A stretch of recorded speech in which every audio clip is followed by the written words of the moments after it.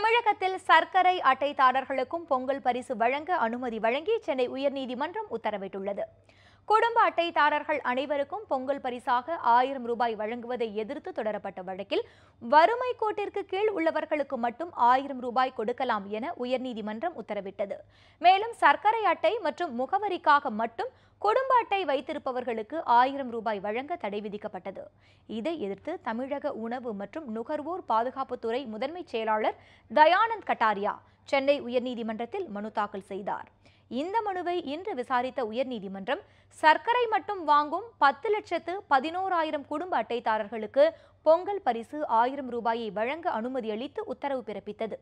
மேலும் இலவசங்களை அனைவருக்கும் வழங்கக்கூடாது என்பது தொடர்பாக தமிழக அரசு முடிவெடுக்க வேண்டும் எனவும் உயர்நீதிமன்றம் அறிவுறுத்தியுள்ளது. இதையடுத்து அடுத்த ஆண்டுக்குள் பொங்கல் பரிசு வழங்குவது தொடர்பாக புதிய விதிகள் வகுக்கப்படும் என தமிழக அரசு தெரிவித்துள்ளது. இதனிடையே பொங்கல் பரிசு தொடர்பாக உச்சநீதிமன்றத்தில் தமிழக அரசு கேவியட் மனு தாக்கல் செய்துள்ளது.